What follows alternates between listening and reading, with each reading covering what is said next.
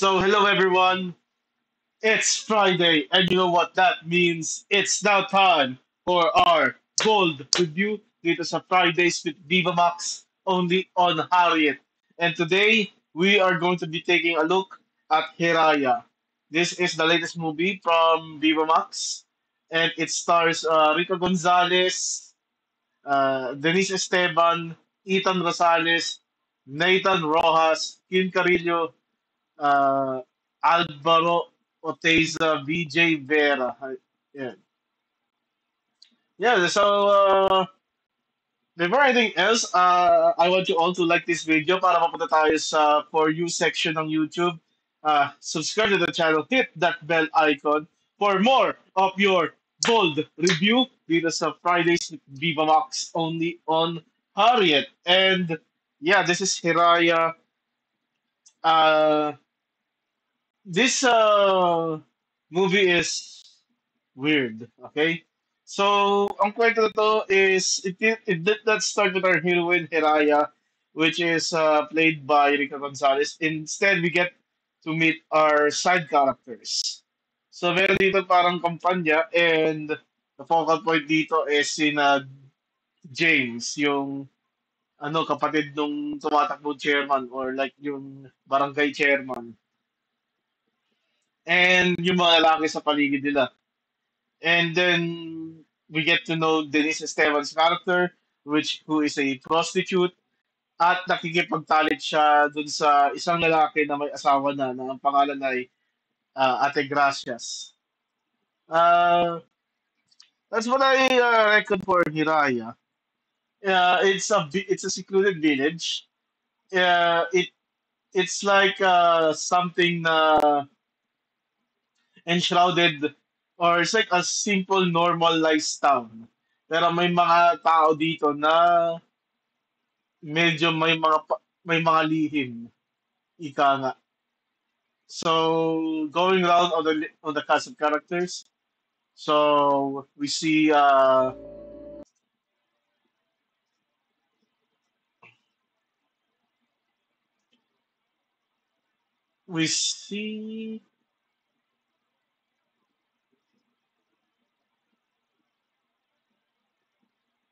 we see Captain Danilo Adnawan, siya yung kapitan ng barangay of the San Roque. Ito yung village na kinatitirhan nila Hiraya. And ang thing dito is it's much more of a awesome movie na may mga mystery na talagang in-enshroud dito sa pelikula na to. That it wants to leave you more more questions than answers. So when it comes to the mystery, it all starts with the girl named Hiraya na nakita unconscious dun sa dalampasigan. And Hiraya is more likely para siyang pag-iwanan na babae, and she is suffering from amnesia. She is adopted by Lola Flor, that is played by Tab Sumulong. Tab Sumulong has been very present in most situations as the resident na anong tawag doon? Resident grandmother figure ng Viva Max. I've seen her on a lot of situations, on a lot of movies here. And she's gonna be a staple dito. So, Hiraya is beautiful, and she tends to smite yung mga lalaki to her beauty.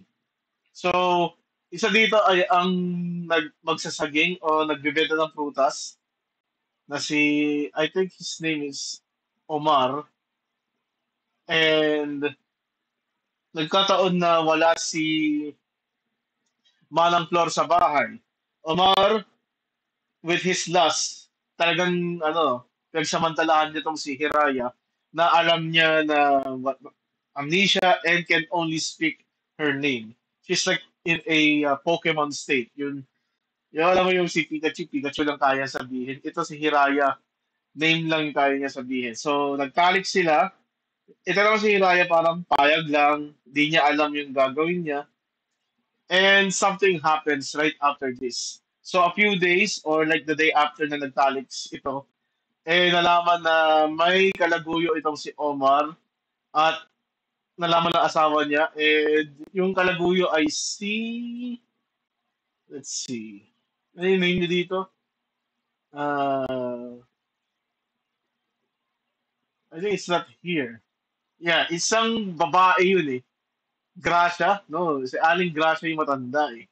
Anyway, let's go to the story. So, we got our first quiz. So, it para ma-establishment dito na if you have wrong Hiraya or you have some malicious intent kay Hiraya, you get punished by Hiraya. And this is what the viewer seeking answers dito. Paano nagkaroon ng hiwaga itong si Hiraya?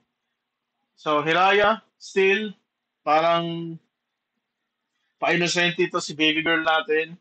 She met Lester. Si Lester, same process, nakipagtalik kay Hiraya, nagsamantalahan. Then Lester uh, got amputated, mutilated right after he had sex with Hiraya. And then we got Pedring, played by AJ Oteiza, na isang tricycle driver. So, at night, nadat niya wala si Malang Flor. And pinagsamantalahan niya rin si Hiraya. And in the almost near end of the movie, yung kanyang asawa na si Aling Gracia, nagkaroon ng miscarriage. There we met Denise's character, who is a prostitute, si Anday. Denise sold out Hiraya while Manang Flor is out. While Hiraya is out, she got sold by Denise, Esteban's character. Si ang pangalan ni Denise Esteban dito, Andeng, and actually had some segs with an official, and that official got assassinated later on in this movie. Yung mga kilig sa movie na to nasa dulo, and it was all in one fell swoop, parang yung style ng The Godfather. If you watch The Godfather, di ba yung mga patayan doon nangyari sa dulo? Yun yung nangyari dito sa Hiraya. And there is one climax dito with the only person that treated Hiraya like a woman. It is Nathan Rojas' character, James. Si James, tinrato niya si Hiraya na babae, niligawan niya. He did not take any shortcuts. He did not do any malicious intent to Hiraya. And at the end of the movie, when Hiraya tries to get on with James, James actually denies it. Unlike James, si Rommel, the elder brother of Hiraya, played by Ethan Rosales, actually molested her during the party that he invited Hiraya to. And Rommel got into a frenzy with his brother, and an angry mob follows Hiraya. And this angry mob blames Hiraya for all the curse that has happened. So Denise Esteban's character, and they actually suffered AIDS. Ano nangyari dito? And they all blame all these misfortunes to Hiraya, which should have been to themselves kasi sila yung mismo nagmali kay Hiraya. Hiraya, being thankful na mabait sa kanya si Nathan Rojas, si James, hindi niya sinumpa itong si James, hindi niya sinumpa to, and decides to go back to the ocean. And that's it. The reveal is Encanta itong si Hiraya, and malas lang yung mga villagers. Medyo, ayun, nasumpa. Yeah, that's Hiraya. I have not seen the post-credit scenes ng Hiraya. Maybe I'll post this review. I'll check out the post-credit scenes. Be right back. So, okay. So, Hiraya does have a post-credit scene. Dito para na-expose yung tatay ni Romel and James na may corruption sa Barangay San Roque. And it was revealed here na may nangyari sa anak ni ng barangay captain. So, I assume it's Romel kasi siya yung may kasalanan ginawa kay Hiraya and he has to look after his son, evading the media for an interview. A lot of things na kailangan questionin. So, how did Hiraya curse the villagers?